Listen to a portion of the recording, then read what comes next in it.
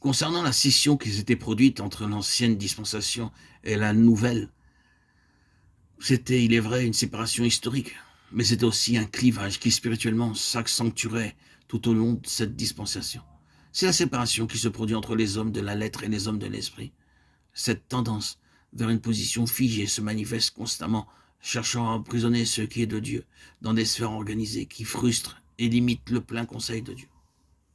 J'ai un article sous les yeux, j'aurais aimé pouvoir le citer dans son intégralité, mais il y a certaines choses dans cet article qui expriment ce qui est dans mon cœur beaucoup mieux que ce que je pourrais dire moi-même.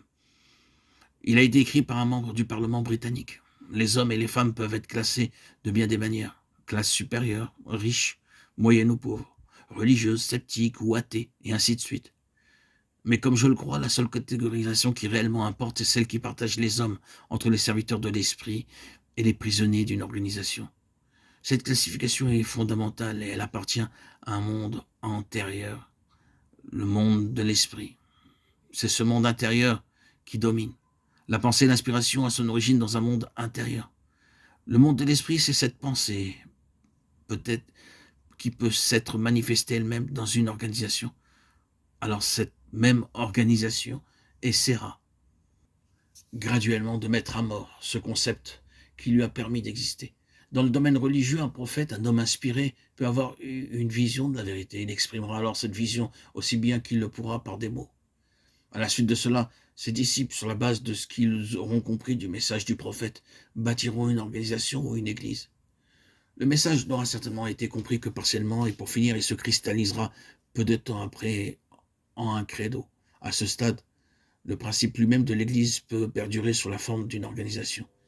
Dès lors, toute tentative réformatrice du credo devra être combattue si nécessaire, taxée d'hérésie et condamnée.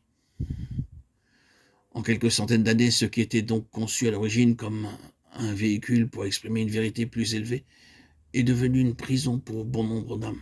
Et les hommes se combattent les uns les autres pour l'amour de Dieu.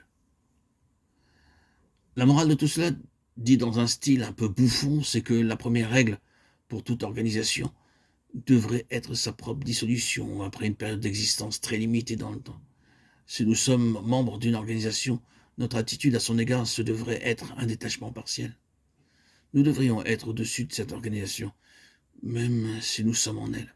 Par-dessus tout, nous devrions considérer toutes ces organisations fidèles comme des tentatives et des structures provisoires.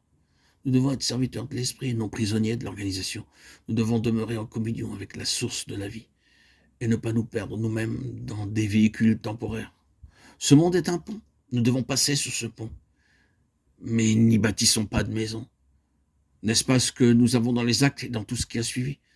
Cette cristallisation de notre compréhension de la vérité, de notre interprétation, de notre perception partielle, des déclarations de la lettre, de quelque chose de figé incarnant assurément ce qui était de l'Esprit de Dieu au début, mais ne lui permettant plus d'aller au-delà de ses limites. Quelque chose de plus et de différent de cet ordre figé s'appellera une hérésie. C'est là le dernier mot de toute organisation. Tous ces concepts pourront donc être incorporés dans une organisation, dans ce qui est appelé une église, une secte ou une dénomination. Et si vous voulez aller au-delà, eh bien, on vous dira que vous avez tort. Nous avons ici, dans le livre des Actes, ce clivage qui différencie les hommes de l'organisation et les hommes de l'esprit.